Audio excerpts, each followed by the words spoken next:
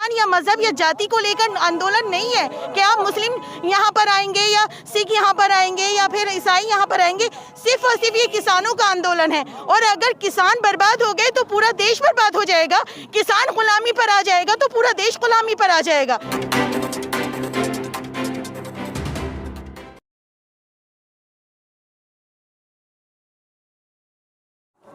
Ma'am, आप कहाँ से आए हैं? जी, मैं उत्तर प्रदेश से और ज़िला बिजनौर से आई हूँ। अच्छा, तो मैम किसान आंदोलन में आप क्या सहयोग करने के लिए आए हैं? जी, मैं इस आंदोलन में सपोर्ट के आई हूँ किसान लोगों के, क्योंकि मैं किसान की बेटी हूँ। हर किसान मेरा भाई है, हर किसान मेरा बाप है। मैं किसान की बेटी हूँ, इसलिए मैं यहाँ पर इनको ताउन देने आई हूँ, कोऑपरेट करने आई हूँ कि मैं इनका दर्द सुन सकूं, कम से कम इनके पास में बैठ सकूं, इनके साथ में कंधे से कंधा मिलाकर खड़ी हो सकूं मैं। तो मोदी सरकार कहती है कि हम कपड़ों से लोगों को पहचान लेते हैं, आपको डर नहीं लगता? जी नहीं, मौत से, अगर मौत से डर लगता तो मैं यहाँ आ ही नहीं सकती थी, क्योंकि जो लोग हिम्मत वाले होते हैं और जो लोग दूसरों की अच्छाई चाहने वाले होते हैं, खुद गर्ज नहीं होते, वो कभी मौत से नहीं डरते। सिर्फ और सिर्फ वही लोग डरते हैं जो कायर होते हैं। तो अल्हम्दुलिल्लाह हम लोग मौत से नहीं डरते, क्योंकि हर यहाँ पर जो भी किसान आया है वो सीने पर गोलियां खाने के लिए आया है। यहाँ पर कोई बिना गोलियों के, बिना भावना लिए हुए यहाँ आ ही नहीं सकते। जो कायर लोग हैं वो आज भी बैठे हैं। देखिए, मैं देखती हूँ कि दिल्ली के काफ़ी लोग हैं, नहीं आ पा रहे हैं, दिल्ली की महिलाएं नहीं आ पा रही, लेकिन हम लोग यूपी और मतलब बिजनौर से आए सिर्फ इसीलिए कि हमारे किसान भाई हैं। अगर हमारे किसान भाई नहीं रहेंगे तो देश का अस्तित्व नहीं है, क्योंकि ये सिर्फ किसानों का आंदोलन नहीं है। ये कोई मजहब या खानदान या मजहब या जाति को लेकर आंदोलन नहीं है कि आप मुस्लिम यहाँ पर आएंगे या सिख यहाँ पर आएंगे या फिर ईसाई यहाँ पर आएंगे। सिर्फ और सिर्फ ये किसानों का आंदोलन है, और अगर किसान बर्बाद हो गए तो पूरा देश बर्बाद हो जाएगा। किसान गुलामी पर आ जाएगा तो पूरा देश गुलामी पर आ जाएगा। ये लोग हम क्यों नहीं सोच रहे कि जो किसान हमारे लिए मेहनत और मशक्क़त के साथ हमारे पेटों को पालते हैं, पूरे देश को पालते हैं। हमारे देश से जो है हमारा अनाज ट्रांसफ़र होता है, बाहर भी एक्सपोर्ट होता है, हमारे चावल बाहर एक्सपोर्ट होते हैं। अगर हम घर में ही लड़ाई लड़ेंगे, मोदी जी से मेरी खास अपील है कि आज हम पिरजा से लड़ाई लड़ेंगे तो हमारे घर का अस्तित्व क्या हो जाएगा। हम पिरजा से लड़ाई लड़ रहे हैं, उन्हें अफसोस की बात है। हमें तो बाहर गैरों से यानी दूसरे मुल्कों से लड़ाइयाँ लड़नी थी। चीन ने हमारी ज़मीन कब्जा ली, अरे हमें तो उससे लड़ाइयाँ लड़नी थी, हमें अपनी पिरजा से तो लड़ाई नहीं लड़नी थी ना। आज हम अपनी पिरजा से लड़ाई लड़के क्या हम देश को एक प्रोग्रेस दे सकते हैं? कभी नहीं दे सकते। देश बिल्कुल बर्बादी की कतार पर आ चुका है, क्योंकि आज इन्होंने किसानों को जगाया है, और जब किसानों को जगाया तो आप देखें इस देश का क्या हाल हो जाएगा, है ना। किसान को बर्बादी के कगार पर लाके रख दिया। आज वो लोग बेचारे यहाँ पड़े हैं, वहाँ रह रहे हैं, बेचारे पता नहीं किस किस तरह से रह रहे हैं। अगर ये आंदोलन, ये काला कानून नहीं आता तो आज ये किसान लोग खेती करते होते, चावल उगाते हुए होते, पानी देते हुए होते, अपनी तमाम जिम्मेदारियों को निभाते हुए होते। आज ये जिम्मेदारियां छोड़ करके इस जगह पर आ गए। क्या हमारा ये हमें अच्छा लग रहा है कि किसान लोग हाथ पे हाथ बेचारे बेकार होकर यहाँ आ गए हैं, और वो लोग फिर भी सुनवाई नहीं कर रहे। मोदी जी को फिर भी अपने देश का फिर भी नहीं आ रहा कि हमारा देश किस स्थिति में आ चुका है ना। तो सर, मैं आपसे जानना चाहूँगा, आप लगातार किसान आंदोलन में मैं काफ़ी दिनों से देख रहा हूँ हैं, तो आपके हाथ में ये क्या है? देखिए, मेरे हाथ में भारत का संविधान, जिसको कहते हैं कॉन्स्टिट्यूशन ऑफ इंडिया, और ये जो लटका हुआ है मेरे हाथ में, ये भी पूरा कॉन्स्टिट्यूशन ऑफ इंडिया है, और इसमें 104 अमेंडमेंट संशोधन। ये क्या चीज़ है? ये क्या चीज़ है जनाब? ये है हमारा भारत का संविधान, और जो नीचे ये भी भारत का संविधान है, और इसमें 1 से लेके 395 बाकायदा आर्टिकल हैं। इसमें अब से लेके 104 जो अमेंडमेंट हुए वो हैं। इस संविधान में जो इसमें प्रधानमंत्री ने शपथ ली है, मैं इस संविधान के प्रति सच्ची निष्ठा रखूंगा, पहला जी। नंबर 2, जो कार्य मेरे समक्ष आएगा यानी मेरे सामने आएगा, मैं कोई पक्षपात यानी डिस्क्रिमिनेशन, तफरीक नहीं करूंगा। अब इसके पीछे क्या है? संविधान तो इसके पीछे क्या है? इसके पीछे सत्यमेव जयते, यानी हमेशा सच्चाई की जीत होती है। जब ये तो इस संविधान के जो पहला कदम रखा है, इसमें लिखा है India that is Bharat shall be A union of state, यानी इंडिया भारत राज्यों का संघ होगा। इसमें है नहीं है, आज तक नहीं लिखा, क्योंकि जवाहरलाल नेहरू ने ये 1935 के संविधान पर शपथ ली। सरकार में बहुत आक्रोश है और बहुत भ्रांति आ गई है। इसकी मैं आपको जड़ बताना चाहता हूँ, क्योंकि हम पत्तियाँ काट रहे हैं, डालियाँ काट रहे हैं, लेकिन जड़ नहीं पकड़ रहे। इसकी देखिए, मैं अलमदार अब्बास आपसे कहना चाहता हूँ, इसकी जड़ ये है कि जब हमारे केंद्रीय कृषि मंत्री ने ये विधेयक बनाया, जिसको बिल कहते हैं, तो उन्होंने सारे प्रदेशों के कृषि मंत्रियों की बैठक नहीं करी, पहली बात। तो कोरोना काल था ना? नहीं जनाब, कोरोना काल में प्रधानमंत्री जी ने कुछ मुख्यमंत्रियों से बात करी। दूसरी गलती है, प्रधानमंत्री ने मुख्यमंत्रियों से बात नहीं करी, सारे उन्होंने कुछ मुख्यमंत्रियों से बात करी। तो किसानों के लिए फायदा है ना इसमें, तो बात क्यों करनी है? किसानों को तो फायदा पहुंचाना। देखिए, किसानों को जो है लूट है। देखिए, जिस तरह से अंग्रेजों के जमाने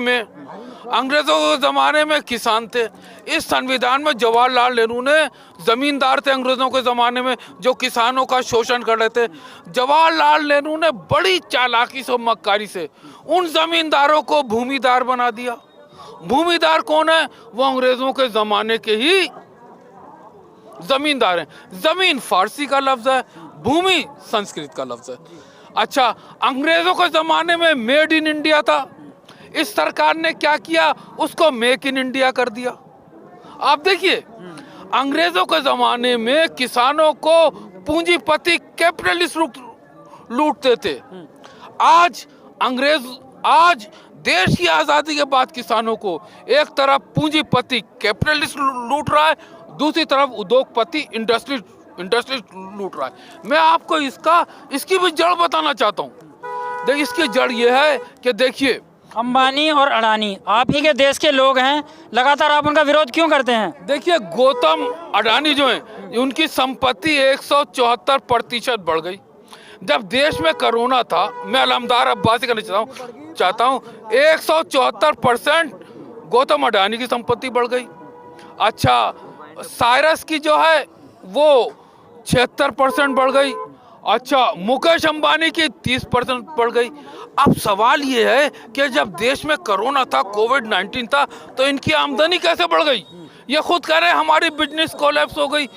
बिजनेस का कोलैप्स होना और इनकी परसेंटेज बढ़ना, इसका मतलब ये है देश की जीडीपी गिर चुकी है और इनकी संपत्ति बढ़ गई है। जी, देश की जीडीपी कहना चाहते हैं? नहीं जनाब, मैं तो आपको एक बात और भी चाहता हूँ। हमारी जो वो मंत्री थी, वित्त मंत्री, उन्होंने जब भारत सरकार का बजट, मंत्री थी, नाम से मुझे काम से मतलब है, हमारे जो मंत्री ने जब बजट पेश किया, उन्होंने कहा जो हमारा राजस्व रेवेन्यू 1246 करोड़ का है, और उन्होंने कहा जो वह एक्सपेंडिचर जो है वो 30.42 लाख करोड़ का है।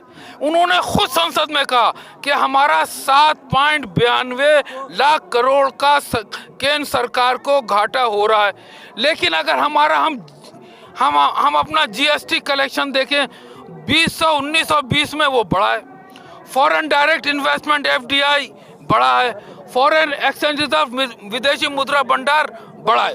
तो क्या कारण है कि हमारी जो है GDP घट गई, हमारा सकल घरेलू उत्पाद बढ़ गया? तो मैं प्रधानमंत्री से कहूँगा कि जो आपकी एकता, शांति, सद्भावना, प्रेम 4 पहियों की गाड़ी है, और इनकी ऐसी गाड़ी जो कहीं नहीं रुकती, और आपकी तो ऐसी गाड़ी है, ये जो तो आपकी गाड़ी गाजीपुर बॉर्डर में क्यों नहीं आ रही? और मैं कहूँगा प्रधानमंत्री, ये संविधान आपको विशेष अधिकार देता है। इस संविधान का जो शेड्यूल 7 है, इसमें लिखा है यूनियन लिस्ट, स्टेट लिस्ट और कंकरेंट लिस्ट। और कृषि जो है वो राज्यों का संबंध है, यानी स्टेट लिस्ट का है, केंद्र का नहीं है। लेकिन 249 में केंद्र सरकार को यह अधिकार है किसी भी स्टेट लिस्ट के मामले में वो अगर नेशनल इंटरेस्ट में, राष्ट्रीय हित में कानून बना सकती है। देश को तो उद्योगपति चला रहे हैं, तो किसान कहाँ पे खड़े हुए हैं? किसान नहीं चलाते क्या? देखिए, उद्योगपति जो है वो स्टेज पे नहीं आ रहे हैं। देखने में तो सरकार चला रही है, लेकिन जो हमारे जो फाइनेंस मिनिस्टर जब बजट बनाते हैं, कहती है ना, हम थोड़ी ना कह रहे हैं। देखिए, तो मैं ये कहना चाहता हूँ कि आज दिल्ली का जो चांदनी चौक है, दिल्ली का चांदनी चौक है वो चाइना चौक बन गया है। हम कहते हैं कि अब जो 2021 और 22 का बजट आ रहा है, हमारे प्रधानमंत्री जो दिल्ली का चांदनी चौक है, चांदनी चौक चाइना चौक बन गया है, इसको भारत चौक बना दें। हमारी कृषि के साथ साथ उद्योग, एग्रीकल्चर के साथ इंडस्ट्री की प्रोडक्शन बढ़े और कॉस्ट वैल्यू डिक्रीज करे। अंत में मैं प्रधानमंत्री से एक बात और कहना चाहता हूँ, हमारी जो न्यूक्लियर एनर्जी है, केमिकल एनर्जी है, बायोलॉजिकल एनर्जी है, इसको आप कृषि एग्रीकल्चर में इस्तेमाल कीजिए, इंडस्ट्री में इस्तेमाल कीजिए, मेडिकल साइंसेज में इस्तेमाल कीजिए, मेडिसिन दवा में इस्तेमाल कीजिए। आप बम में और हथियार बनाने में क्यों इस्तेमाल कर रहे हैं? अरे ये देश तो शांति का है। हमने हमेशा शांति, एकता, सद्भावना, प्रेम, चार पहियों की गाड़ी रखी। हमारी देश की आज़ादी में हिंदू, मुसलमान, सिख, ईसाई, सारे धर्म, सारी जाति के लोग थे। सबने कहा अंग्रेजों भारत छोड़ो। आज हमारा ये नारा है भ्रष्टाचार भारत छोड़ो। और हम केंद्र सरकार का अनुरोध करेंगे, जो उनकी प्रीमियर एजेंसीज हैं, खासकर के intelligence bureau, central intelligence bureau, research and analysis wing wrong. तो देखिए, एक जो एजेंसी है वो गृह मंत्रालय के अंतर्गत है, होम मिनिस्ट्री के अंतर्गत, दूसरी जो है वो होम मिनिस्ट्री के अंतर्गत है, और तीसरे जो रिसर्च एंड एनालिसिस विंग वो प्रधानमंत्री के अंतर्गत है। हालांकि ये निष्पक्ष हैं, ऑटोनोमस हैं, स्वतंत्र होकर काम करती हैं, लेकिन इनमें जो है आपसी तालमेल की कमी है, जिसका फायदा उद्योगपति और पूंजीपति यानी कैपिटलिस्ट और इंडस्ट्रियलिस्ट उठा रहे हैं, और किसानों का अत्याचार हो रहा है। हम प्रधानमंत्री और अपने वित्त मंत्री दोनों से कहते हैं, अब जो आप 20 और 21 और 22 का बजट बना रहे हैं, मेक इन इंडिया अंग्रेजों की पॉलिसी थी, मेड इन इंडिया, जिसको आपने मेक इन इंडिया किया, अब आप इसको बनाइए मेक फॉर इंडिया। और दूसरी बात करना चाहते हैं, एक नेशनल एग्रीकल्चर पॉलिसी बनाइए और एक नेशनल इंडस्ट्रियल पॉलिसी बनाइए।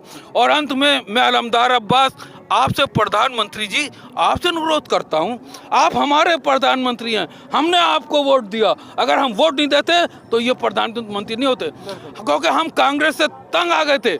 हमने अलग अलग पार्टियों को वोट दिए, हमारे वोट बढ़ गए, तो हमने एक तरफा कमल को खिलाया, इसलिए सबका साथ सबका विश्वास होगा। अब हम कमल से कहते हैं कि इस भारत के संविधान के प्रति प्रधानमंत्री जी आप जो हैं अपने विशेष अधिकार का इस्तेमाल कीजिए, और इन तीनों कानून को जो धारा 368 के तहत आपने बनाए, 368 के तहत समाधान कर दीजिए, इसको वापस ले लीजिए। और आगे आप जो भी कानून बनाएं, कृषि मंत्री जी आप प्रदेश के सारे कृषि मंत्रियों की बैठक बुलाइए। प्रधानमंत्री जी आप जो भी कानून बनाते हैं, आप सारे मुख्यमंत्रियों की बैठक बुलाएं। और हम कहेंगे ये जो धारा 143 है, जिसमें राष्ट्रपति को अधिकार है कि वो सुप्रीम कोर्ट को कंसल्ट करें, परामर्श करें, तो हम राष्ट्रपति जी से भी कहेंगे कि जब आप विधेयक पे, किसी भी विधेयक पे दस्तखत करते हैं, तो आप भारत के नागरिक हैं, आप महामहिम हैं, आप राष्ट्रपति हैं, आप धारा 143 के तहत सुप्रीम कोर्ट को कंसल्ट कीजिए। और ये जो संविधान जो है, इसके मैं अलमदार अब्बास फिर कहूँगा कि प्रधानमंत्री जी आप हमारे प्रधानमंत्री हैं, आपके साथ लिखा जाता है प्रधानमंत्री भारत सरकार, किसी एक बीजेपी के नहीं है। जब आप सबके प्रधानमंत्री हैं, सबका साथ सबका विकास, जो आपका सबका विश्वास नारा है, सबके लिए सब कुछ और सबके लिए सब कुछ, ये जो संविधान जो है इसको ही लागू कर दीजिए। हम ये नहीं कह रहे कि प्रधानमंत्री आप कुछ कीजिए, आपने जो मन की बात कहा है, जो पार्टी का मैनिफेस्टो है, उसी को ही लागू कर दीजिए। Thank you sir. सबका साथ सबका विकास और सबका विश्वास, तो इस पर नरेंद्र मोदी जी कहाँ खरे उतर रहे हैं? देखो, नरेंद्र मोदी जी ने कहीं भी खड़े नहीं उतर रहे, जबकि सबका खून लाल है। कोई मंदिर बनवाने से लाल नहीं होता, बल्कि सभी का लाल है। कोई मस्जिद बनवाने से लाल खून नहीं होता, गुरुद्वारा बनवाने से लाल खून नहीं होता। ईश्वर ने सबका खून लाल बनवा के भेजा है, और इस इंसान का खून इंसान के चढ़ता है। इसलिए हिंदू, मुस्लिम, सिख, ईसाई सब है आपस में बहन भाई, कोई परेशानी नहीं है। इसलिए आप अपना वो कानून करें, पार्लियामेंट से वो काम क्या करें जो अच्छा नजर आए लोगों को, आपकी वाह वाह वाह होए। ये कोई वो नहीं है कि आपस में कभी मुसलमानों को हिंदुओं से लड़वा दिया, कभी सिखों किसी लड़वा दिया, कभी किसानों के हो गए, कभी कुछ, ऐसा कोई चक्कर नहीं है। सबके खिलाफ नहीं, बल्कि सबका विकास करें।